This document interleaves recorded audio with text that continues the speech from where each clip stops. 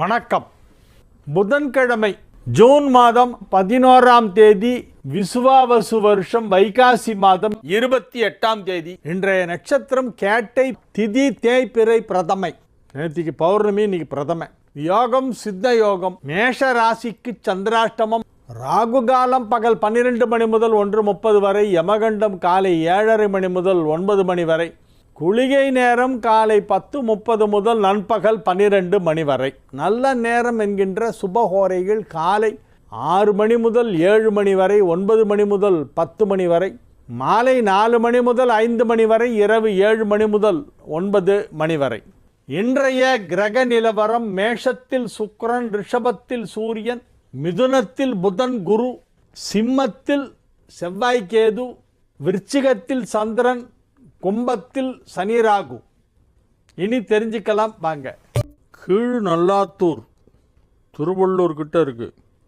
B Yashoda Tiruchendur Soorasamhara விழாவில் அன்னதானம் செய்ய என் மகன் தினா மற்றும் என் தம்பி தம்பி உலகநாதன் இருவரும் தன் நண்பர்கள் குழுவோடு ஒரு வண்டி தானியங்களை சேகரித்து வண்டியில் எடுத்து சென்று 2 நாள் ஆயிரக்கணக்கான பக்தர்களுக்கு திருச்செந்தூரில் அன்னதானம் செய்தார்கள். நல்ல விஷயம். இதனால் எங்கள் மனம் குளிர்ந்தது. செந்தில் ஆண்டவன் மனமும் குளிர்ந்திருக்கும். எங்களை ரட்சிப்பீராக.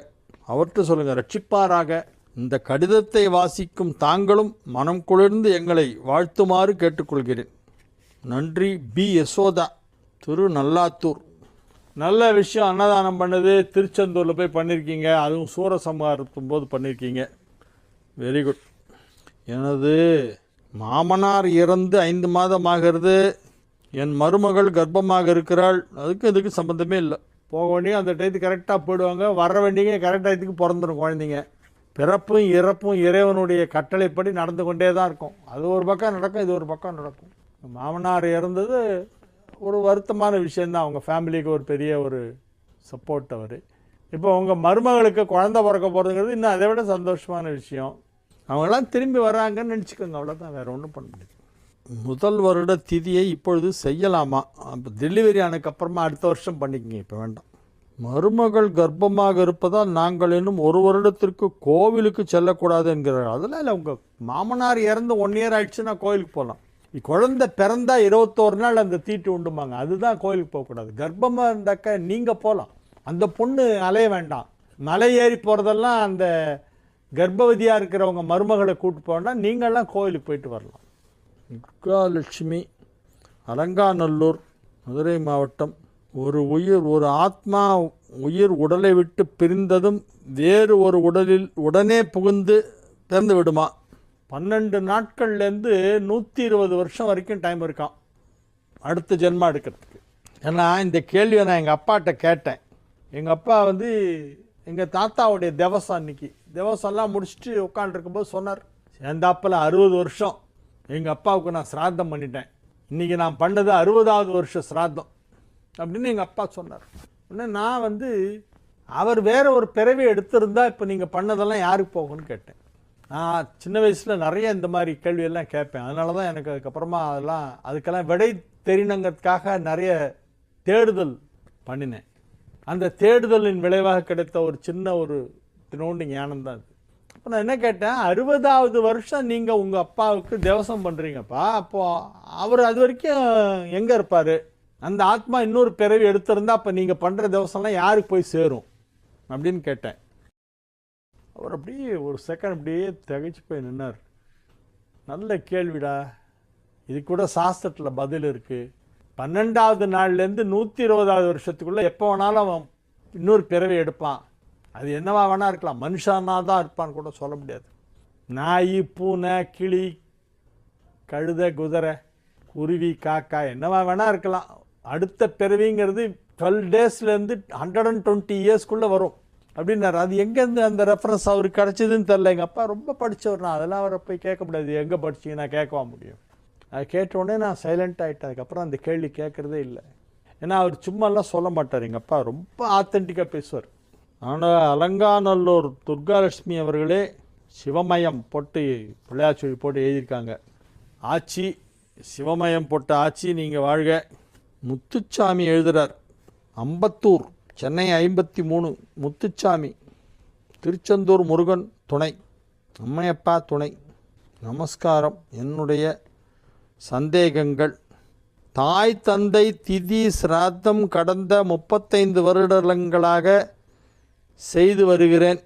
ஹோமம் ஹிரண்யமாவது உச்சித்தமானது, ஹிரண்யமாக கொடுத்து வருகிறோம்.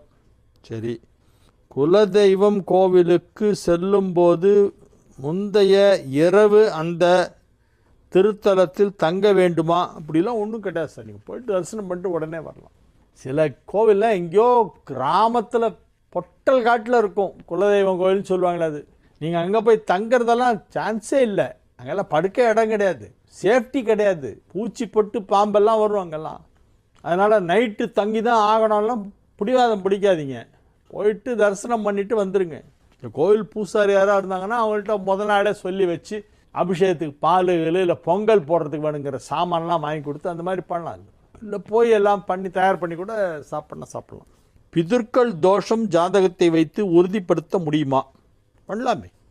சந்திரன் கேது சேர்ந்துருந்தால் பிதிர் தோஷம் உண்டு, கண்டிப்பாக உண்டு, சிவியராக இருக்கும். சூரியன் கேதுக்கெல்லாம் கொஞ்சம் இருக்கும், ரொம்ப இருக்காது.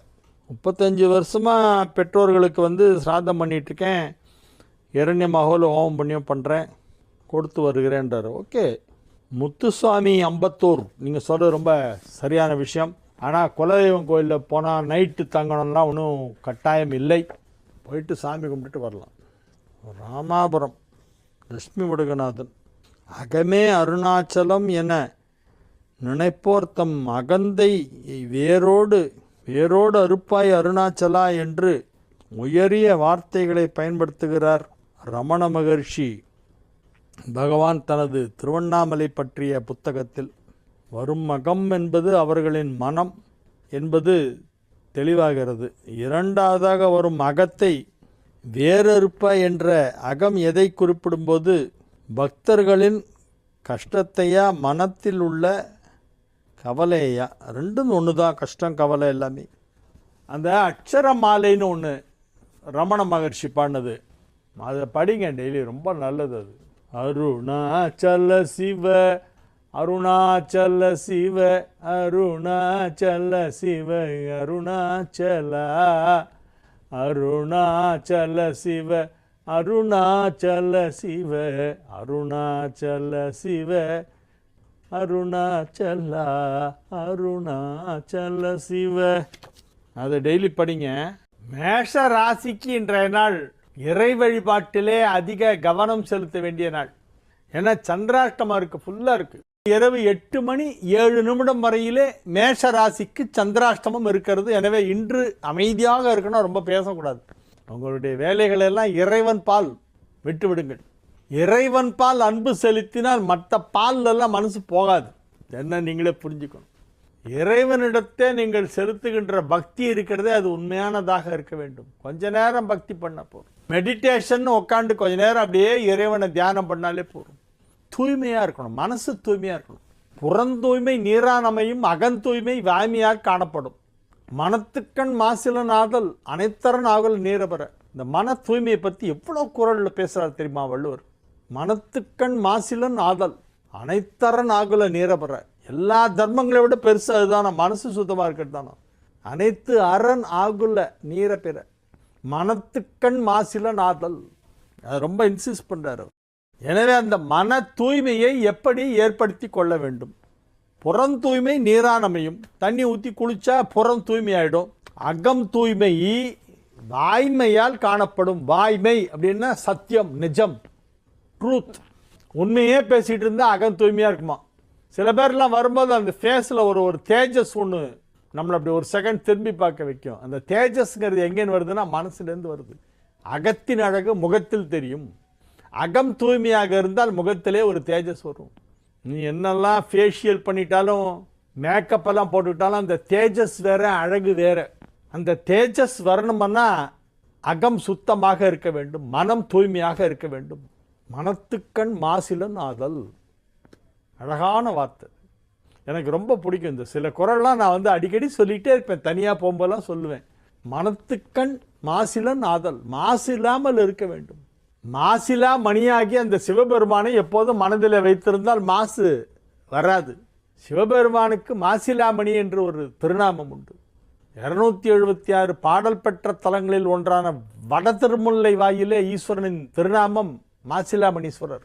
திருமுல்லை வாயில், வட திருமுல்லை வாயில், சென்னைக்கு அருகிலே இருக்கின்ற திருமுல்லை வாயில் பாடி மனத்துக்கண் மாசிலன் ஆதலாக இருக்க வேண்டும் என்பதை மேஷ ராசி அன்பர்கள் இன்றைய தினம் புரிந்து கொண்டு மனதில் உள்ள அழுக்குகளை அகற்றி விடுங்கள். அழுக்கு சேரும், மனசுல தேவையில்லாத எண்ணங்கள்லாம் வரும், அதெல்லாம் மனசுல போட்டு அழுக்கு சேர்க்கக்கூடாது. அதை அப்பப்போ க்ளீன் பண்ணிடணும். நல்லா ஒட்டை தொடச்சி க்ளீனாக வச்சுக்கணும் மனசை. அதை பயிற்சி ஆரம்பிங்க. ரிஷப ராசிக்கு இன்றைய நாள் நல்ல நாள். 3 குடைவன் 7 இருப்பதால் யோகம். எனவே மிக மிக அற்புதமான நல்ல நாளாக ரிஷபத்திற்கு வழங்குகிறது. வியாபாரத்தில் உள்ளவர்களுக்கு அதிலே நல்ல வருமானம் கிடைக்கும். எதிர்பாராத விதமாக மிகப்பெரிய பதவிகள் ஒரு சிலருக்கு கிடைக்கலாம். பெரிய பதவி, பெயர், புகழ், செல்வாக்கு, வருமானம், தனலாபம் போன்ற அனைத்தும் கிடைக்கக்கூடிய நாளாக இந்த நாள் விளங்கும். தனஸ்தானமாகிய 2ஆம் இடத்திலே புதனும் குருவும் இணைந்திருப்பதால் தனலாபம் ஏற்படும். தனலட்சுமி கடாட்சம் உங்களுக்கு கிடைக்கும். மிதுன ராசிக்கு இன்றைய நாள் நல்ல நாள். ராசி அதிபதி புதன் ராசியிலேயே ஆட்சியாக இருக்கிறது. 7-10 குடைய குரு ராசியிலேயே இருக்கிறது. புதன் குரு சேர்க்கை காரணமாக மிதுனத்திற்கு இப்பொழுது மிகப்பெரிய யோகம் ஒன்று காத்து கொண்டு இருக்கிறது. பல வருடங்களாக நடக்காத விஷயம் இப்போ நடக்கும். ஆஃப்டர் செவரல் இயர்ஸ் நீங்கள் எதிர்பார்த்துட்டு இருந்த ஏதோ ஒரு விஷயம் இப்போ நடக்க போகுது. திடீர்னு ஒரு யோகம், திடீர் அதிர்ஷ்டம். உங்களுக்கே ஆச்சரியமாக இருக்கும், இது என்னது, கனவா நனவா அப்படின்லாம் யோசிப்பீங்க. அந்த மாதிரி ஒரு இன்ப அதிர்ச்சி, அப்படி ஒரு ஷாக்கிங் நியூஸ் ஒன்று கிடைக்கும். அது ரொம்ப உங்களுக்கு மகிழ்ச்சியான ஒரு நல்ல செய்தி. நன்மைகள் நடைபெறக்கூடிய நல்ல நாளாக இந்த நாள் விளங்கும். கடக ராசிக்கு இது ஒரு மிக சிறப்பான நாள். கடகராசி அன்பர்களுக்கு பொருளாதாரத்திலே நல்ல வளர்ச்சி ஏற்படும். 2 குடைவன் 11ஆம் இடத்திலே இருப்பதால் தனலாபம் அதிகரிக்கும். வியாபாரிகளுக்கு பணம் கொடுக்கல் வாங்கல் சுலபமாக நடைபெற்று கொண்டிருக்கும். மகிழ்ச்சியான சூழ்நிலையிலே நீங்கள் இருப்பீர்கள். வெற்றிகரமாக உங்கள் வேலைகளை எல்லாம் செய்து முடிப்பீர்கள். ஆரோக்கியம் நன்றாக இருக்கும். குடும்பத்தில் சுப நிகழ்ச்சி நடத்துவது பற்றிய பேச்சுவார்த்தைகள் போய்கொண்டிருக்கும். கல்வி முன்னேற்றம் அற்புதமாக இருக்கும். கல்வி பயிலும் மாணவ மாணவியரெல்லாம் வெகு சிறப்பாக படித்து நல்ல மதிப்பெண் பெற்று மேல் படிப்பிற்கு வாய்ப்பு கிடைத்து அட்மிஷன் கிடைத்து உயர்கல்வியிலே கவனம் செலுத்தி கொண்டிருக்கக்கூடிய ஒரு நல்ல நேரம் இப்பொழுது வந்திருக்கிறது. எனவே இது ஒரு நல்ல நாள். சிம்ம ராசிக்கு இன்றைய நாள் மிக சிறப்பான நாள். சிம்ம ராசி அன்பர்கள் இன்று மிக மிக சந்தோஷமாக இருப்பார்கள். ஆரோக்கியம் நல்லா இருக்கும். நல்ல செய்திகள் வந்து சேரும். சுற்றிலும் இருப்பவர்கள் மகிழ்ச்சியாக இருப்பார்கள். நீங்களும் மகிழ்ச்சியாக இருப்பீர்கள். உங்கள் வீட்டில் நல்ல விஷயங்கள் நடைபெறும். வீட்டில் உள்ளவர்கள் எல்லோரும் ஒற்றுமையாக இருப்பார்கள். கலகலவென சிரித்து பேசி மகிழ்ந்து கொண்டிருப்பார்கள். உற்றார் உறவினர்கள் அனைவரும் ஒருவரை ஒருவர் சந்திக்கக்கூடிய ஒரு சந்தர்ப்பம் இன்று ஏற்படும். ஃபேமிலியில் ஏதோ ஒரு நல்ல சுப நிகழ்ச்சி, அதுக்காக எல்லாரும் ஒரு இடத்துல மீட் பண்ணக்கூடிய ஒரு வாய்ப்பு வரும். எனவே இது நல்ல நாள், மகிழ்ச்சியான நாள். வெற்றிகரமாக உங்கள் தொழிலை செய்வீர்கள். கன்னி ராசிக்கு இன்றைய நாள் மிக மிக சிறப்பான நாள். ராசிக்கு 10ஆம் இடத்திலே ராசி அதிபதி புதன் வலுவாக ஆட்சி பலம் பெற்று குருவோடு இணைந்திருக்கிறது. எனவே இது நல்ல நாள். 8 குடையவன் 12இல் இருப்பதால் விபரீத ராஜயோகம். எனவே இது ஒரு நல்ல நாள்.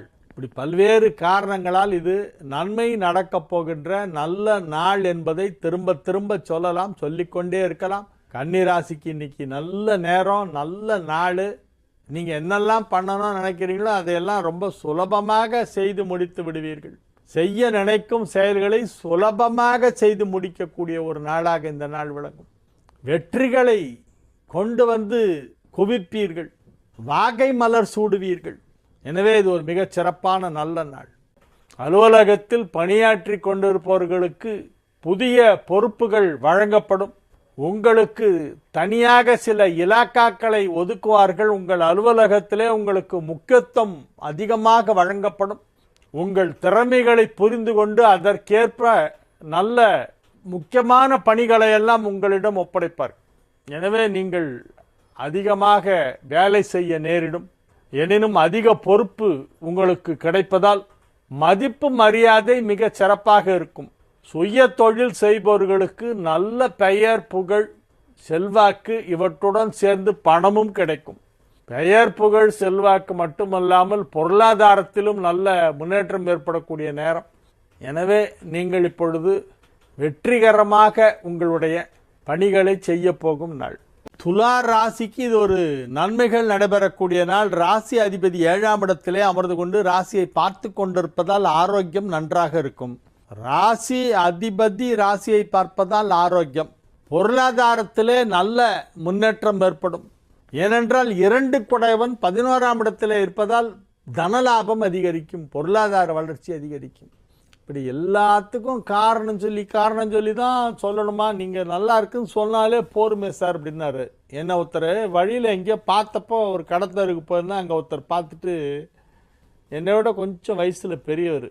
அவர் சார் இன்றைக்கி நல்லா இருக்குன்னு சொன்னாலே நாங்கள் நம்புவோம் சார். அதுக்கு எதுக்கு சார் இதனால நல்லா இருக்கு, அதனால நல்லா இருக்கு, இந்த கிரகமும் அந்த கிரகமும் பார்க்கறதுனால நல்லா இருக்கு அப்படின்லாம் ஏன் சார் சொல்லணும்? நீங்கள் நல்லா இருக்குன்னு சொன்னாலே நாங்கள் நம்புவோம் சார் அப்படின்னா அது நீங்கள் நம்புவீங்க சார். இருந்தாலும் எனக்கு அந்த காரணத்தை சொல்லி அந்த காரியத்தை செய்வது அப்படிங்கிறது அது ஒரு வழக்கமாயிடுச்சு. அதனால் அது அந்த பேட்டர்ன் நம்ம டக்குன்னு மாற்ற முடியல அப்படின்னு அவர் சொன்னார். ஏன்னா நீங்கள் இதில் டைம் ஸ்பெண்ட் பண்ணுறதை விட வேறு ஏதாவது தகவலை கொடுக்கலாம். அந்த நேரத்தில் இந்த புதன் இங்கே இருந்தால் இப்படி இருக்கும், சுக்கரன் அங்கே இருந்தால் இப்படி இருக்குன்ற அந்த இன்ஃபர்மேஷனை விட அந்த நேரத்தில் வேறு எதையாவது ஒன்று சொல்லலாமே அப்படின்னார். யோசிச்சு பார்க்குறேன், நீங்கள் சொல்கிற சஜஷனாக நான் மைண்டில் வச்சுக்கிறேன், I try to do it அப்படின்னு அவர்கிட்ட.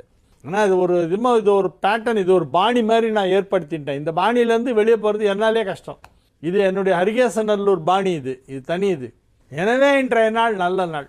விருச்சிக ராசிக்கு இன்றைய தினம் மிகச் சிறப்பான நன்மைகள் எல்லாம் நடைபெறப் போகின்றன. 9 குடையவன் ராசியை கடந்து சென்று கொண்டிருக்கிறது. எனவே உங்களுக்கு இப்பொழுது நன்மைகள் நடைபெற்று கொண்டிருக்கின்றன. பாக்யாதிபதி சந்திரன் ராசியிலே செல்வதால் நன்மை. பாக்யாதிபதி சந்திரனும் ராசி அதிபதியும் ஒன்றுக்கொன்று கேந்திரஸ்தானங்களிலே இருப்பதால் நன்மை. சிம்மத்தில் செவ்வாய், விருச்சிகத்தில் சந்திரன், 2 கேந்திரம், 4ஆம் இடம். எனவே செவ்வாய் அங்கிருந்து 4ஆம் பார்வையாக சந்திரனை பார்க்கிறது. செவ்வாயும் சந்திரனும் கேந்திரத்தில் இருந்தாலே அது ஒரு யோகம்.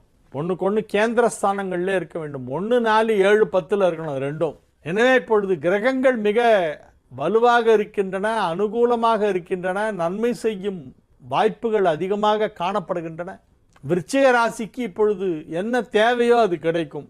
அவரவர் வயதிற்கு ஏற்றாற்போல் தேவைகள் மாறுபடும் அல்லவா? படிக்கிற பையன் என்ன நினைப்பான், எப்படியாவது அடுத்த செமஸ்டரில் நல்ல மார்க் எடுத்து காமிக்கணும், அப்போ தான் அப்பா பைக் வாங்கி கொடுப்பாரு, மார்க் எடுத்தால் தான் பைக் வாங்கி தருவேன்னு சொல்லிட்டாரு, 2 வீலர் வாங்கி ஆகணும், பசங்களெலாம் வச்சுட்டு இப்படி வளைஞ்சு போகிறாங்க ரோட்டில், நானும் வளைஞ்சு ஓட்டணும், அதுக்காக வேண்டியாவது நல்ல மார்க் எடுக்கணும் அப்படின்னு அவன் அதை எதிர்பார்த்துருப்பான். அவனுடைய எதிர்பார்ப்பு அவ்வளோதான்.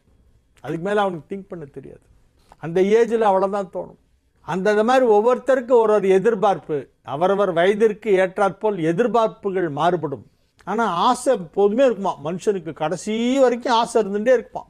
லாஸ்ட் மினிட் உயிர் பிரியும்போது கூட ஏதாவது ஒரு ஆசை அப்படி மனசில் கொஞ்சமாக இருக்குமா, குறையாக இருக்குமா அது. அதனால் மனிதனிடமிருந்து ஆசையை தனியாக பிரிப்பது என்பது அவ்வளவு சுலபமான விஷயமே இல்லை. ஆனால் இப்போ கிரக நிலவரம் என்ன சொல்லுதுன்னா, நீ ஆசைப்படு நான் தரேன் அப்படின்னு அந்த கிரகம்லாம் சொல்லுது. கிரகங்கள் சொல்கின்றன, நான் தருகிறேன், உனக்கு என்ன வேண்டுமோ தருகிறேன், அதனால் உங்களுக்கு எல்லாம் கிடைக்கும், கவலைப்படாதீர்கள். தனுசு ராசிக்கு இன்றைய நாள் நல்ல நாள். 5 குடையவன் 9ஆம் இடத்தில் இருப்பதால் யோகம். ராசி அதிபதியும் புதனும் 7ஆம் இடத்தில் இணைந்திருப்பதால் யோகம். நன்மை செய்யும் கிரகங்கள் எல்லாமே நல்ல நிலையில் இருக்கின்றன. எனவே மிகப்பெரிய யோகம். 1, 4, 7, 10 அதெல்லாம் ஒன்றா சேர்ந்துருச்சு. 7, 5, 9க்கு வந்துருச்சு. 9 மட்டும்தான் 6ல் இருக்குது, பாக்கியெல்லாம் ஸ்ட்ராங்காக இருக்குது. கேந்திரங்கள் திரிகோணங்களுக்கு அதிபதியான கிரகங்கள் பெரும்பாலும் நல்ல நிலையில் இருப்பதால் தனுசு ராசி அன்பர்களுக்கெல்லாம் இப்போ பெரிய நன்மைகள் நடைபெறும். நன்மைனா என்ன சார், பொதுவாக எல்லாத்தையும் நன்மைன்றீங்களே, உங்களுக்கு எது வேணுமோ அது நன்மை, எது வேண்டாமோ அதெல்லாம் தீமை. அந்த நன்மை கிடைக்க யாரை வணங்க வேண்டும்? வேண்டுதல் வேண்டாமை இலானடி சேர்ந்தார்க்கு யாண்டும் இடும்பையில். எல்லாத்துக்கும் வள்ளுவர் பதில் வச்சிருக்கார். நீங்கள் என்ன கேள்வி கேட்டாலும் அந்த திருக்குறள்லேருந்து பதில் சொல்லலாம், அவ்வளோ வச்சுருக்கார் அவர். அதில் இல்லாத சப்ஜெக்டே இல்லை, எல்லாத்தையும் பற்றியும் பேசியிருக்கார். எனவே இப்பொழுது நன்மைகள் அதிக அளவிலே நடைபெறப் போகின்றன. மகிழ்ச்சியான நல்ல நிகழ்ச்சிகளிலே நீங்கள் கலந்து கொள்வீர்கள். நீங்கள் எங்கு சென்றாலும் அங்கே உங்களுக்கு நல்ல மகிழ்ச்சியான வரவேற்பு கிடைக்கும். உற்சாகமாக அனைவரும் உங்களை வரவேற்பார்கள். உங்களுடைய பிரசன்ஸ் எங்கே இருக்கோ அங்கே ஒரு சந்தோஷ அலை வீசும். மகர ராசிக்கு இன்றைய நாள் மகிழ்ச்சியான நாள். 11ஆம் இடத்தில் சந்திரன் இருப்பதால் எடுத்த காரியம் அனைத்தும் வெற்றி. லாபஸ்தானமாகிய 11ஆம் இடத்திலே சந்திரனோ சூரியனோ இருந்தால் அவர்கள் எதை செய்தாலும் நல்ல விதமாக நடந்து முடியும். மகிழ்ச்சியான நல்ல நிகழ்ச்சிகளிலே நீங்கள் கலந்து கொள்வீர்கள். உற்றார் உறவினர் நண்பர்கள் என பலரையும் எதிர்பாராத விதமாக ஒரு இடத்திலே சந்தித்து அதனால் மகிழ்ச்சி அடைவீர்கள். வெகு சிறப்பான நிலையிலே கிரகங்கள் அமைந்திருக்கின்றன. எனவே இது ஒரு நல்ல நாள். வேலை தேடிக் கொண்டிருப்பவர்களுக்கு நல்ல வேலை கிடைக்கும். சாதாரண வேலையிலே இருப்பவர்களுக்கு பெரிய வேலை கிடைக்கும்.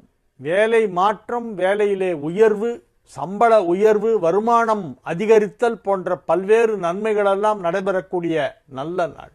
ஃபீஸ் கட்ட வசதி இல்லாதவர்களுக்கு யாராவது ஸ்பான்சர் மாதிரி கிடைப்பாங்க. நான் கட்டுறேன் ஃபீஸு.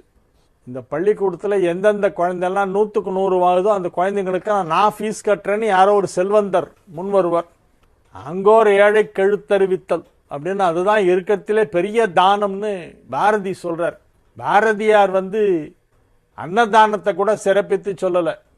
ஆங்கோர் ஏழை கெழுத்தறிவித்தல், ஏழைக்கு எழுத்தறிவித்தல் தான் மிகச்சிறந்த தானம் என்று முதலாக போல்டா சொன்னவர் பாரதியார் தான். பாரதியார் மாதிரிலாம் ஒரு தைரியசாலி பார்க்கவே முடியாது. நீங்கள் மிகப்பெரிய தைரியசாலி யார் அப்படின்னா பாரதியார் தான் நான் சொல்லுவேன் ஃபர்ஸ்ட். அவர் சொல்றார், அங்கோர் ஏழை கெழுத்தறிவித்தல். அந்த ஏழை கெழுத்தறிவித்தல் என்னும் முக்கியமான ஒரு தானத்தை செய்து கொண்டு இருக்கின்றவர்கள் யாராவது நல்ல மதிப்பெண் வாங்கும் குழந்தைகளுக்கு நான் மேல் படிப்புக்கு ஃபீஸ் கட்டுகிறேன் என வருவார்கள். கும்ப ராசிக்கு இன்றைய நாள் மிக மிக சிறப்பான நன்மைகள் எல்லாம் நடைபெறப் போகின்றன. மிக வலுவான நிலையிலே 5ஆம் இடத்தில் புதனும் குருவும் இணைந்திருப்பது மிகப்பெரிய யோகம். 5 குடைவன், லாபஸ்தானாதிபதி, தனஸ்தானாதிபதி எல்லாம் 5ஆம் இடத்தில் போய் 5 குடைவனோடு இணைந்திருக்கிறது. எனவே இது ஒரு மிகப்பெரிய நன்மை நடைபெறப் போகும் நல்ல நேரம். மகிழ்ச்சியான நல்ல நிகழ்ச்சிகளிலே நீங்கள் கலந்து கொள்வீர்கள். உங்கள் இல்லத்தில் சுப நிகழ்ச்சி நடைபெறப் போகிறது. அதற்கான பச்சை கொடி இப்பொழுது காட்டி விடுவார்கள். சுப நிகழ்ச்சிக்கான கிரீன் சிக்னல் இன்னைக்கு கிடைக்கும். எனவே நீங்கள் அதை எப்படி நடத்துவது என்பதெல்லாம் திட்டமிடுவீர்கள். வெகு சிறப்பான நிலையிலே கிரகங்கள் அமைந்திருக்கக்கூடிய நல்ல நாள், மகிழ்ச்சியான நாள். மேல் படிப்பு படிப்பதற்கு என்ன படிக்கலாம், எங்கே படிக்கலாம், எந்த கோர்ஸ் படித்தால் உடனே வேலை கிடைக்கும், எது சுலபமாக இருக்கும் என்று யோசித்து படிப்பார்கள். இப்பெல்லாம் சில பேர் என்ன பண்றாங்கன்னா, நம்ம நாட்டில் வேலையே இல்லாத ஒரு கோர்ஸை போய் படிக்கிறாங்க. அவங்க படிக்கிற கோர்ஸுக்கு இந்தியாவில் ஜாப் ஆப்பர்ச்சுனிட்டியே இருக்காது. அதை படிச்சிடறாங்க. படிச்சுட்டு எனக்கு இங்கே ஜாபே இல்லை, நான் ஃபாரின் போகிறேன். நேரம் அது படிக்க சொன்னால் ஒழுங்காக இங்கே வேலை கிடைக்கிற படிப்பு படிக்க வேண்டியதானே. நம்ம ஊரில் இல்லாத ஒன்று படிப்பாங்க. படிச்சுட்டு எனக்கு வேலையே கிடைக்கல, நான் வெளிநாட்டுக்கு போகிறேன், அங்கே போனால் வேலை கிடைக்கணும், அங்கே போய் தேடிக்கிறேன், அங்கே போய் கடைசியில் பெட்ரோல் பங்கில் பெட்ரோல் போட்டுட்ருப்பான். அந்த மாதிரி எல்லாம் படிக்கக்கூடாது. என்ன படிப்பு படித்தா உடனே வேலை கிடைக்குமோ அதை படிங்க. ஜாப் ஓரியன்டாக இருக்கணும் உங்களுடைய எஜுகேஷன். உங்களுக்கு ஒரு பர்டிகுலர் சப்ஜெக்டில் ரொம்ப இன்ட்ரெஸ்ட் இருக்குன்னா அது தனியாக நீங்கள் என்சைக்ளோபீடியா வாங்கி வச்சு படித்து உங்கள் நாலேஜை இம்ப்ரூவ் பண்ணிங்க. பட் படித்து முடித்த உடனே வேலைக்கு போகணும். படிக்கிற பர்பஸ் வேலைக்கு போகணும். அதனால் வேலைக்கு போகிறதுக்கு என்ன படித்தா வேலை கிடைக்கும் அதை படிங்க.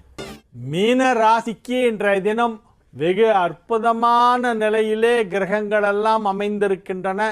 5 குடையவன் 9ஆம் இடத்தில் இருப்பதால் மிகப்பெரிய நன்மை. ராசி அதிபதியும் புதனும் 4ஆம் இடமான கேந்திரத்திலே இணைந்து மிகப்பெரிய யோகத்தை அளித்து கொண்டிருக்கிறது மீனராசிக்கு. மீனராசிக்கு 8, 10, 12 ஆகிய வீடுகளை குரு பார்த்து கொண்டிருக்கிறது. 10ஆம் இடத்தை புதனும் குருவும் இணைந்து பார்ப்பதால் தொழிலில் பெரிய வளர்ச்சி ஏற்படும். தொழில் வளர்ச்சி அபாரமாக இருக்கும். அசாத்தியம், அபாரம், அபரிமிதம். நீ எவ்வளோ வேணாலும் போடலாம், அட்ஜெக்டிவ்ஸ் போட்டுகிட்டே இருக்கலாம். ஆச்சரியப்படுற அளவுக்கு பெரிய வளர்ச்சி இருக்கும் உங்களுடைய தொழிலில். வியாபாரமாக இருந்தால் நீங்கள் அதில் கொடி கட்டி பறப்பீங்க. இழுத்து மூடுற ஸ்டேஜில் இருந்தவங்களாம் திடீர்னு துள்ளி குதிக்க ஆரம்பிச்சிருவாங்க. 5 வருஷம் கிடைக்க வேண்டிய லாபம் ஒரே மாதத்தில் கிடைக்கும். அப்படி ஒரு வளர்ச்சி. எனவே உங்களது வருமானம் அதிகரிக்கும், பொருளாதாரத்தில் முன்னேற்றம் ஏற்படும், கடன் பிரச்சனையிலிருந்து வெளியே வருவீர்கள், நிறைய பணம் கிடைக்கும், வியாபாரம் நல்லா நடக்கும். முருகப்பெருமானை வழிபாடு செய்யுங்கள். வாழிய செந்தமிழ் வாழ்க நற்றமிழர் வாழிய பாரத மணித்திருநாடு. வந்தே மாதரம் வந்தே மாதரம் வந்தே மாதரம்.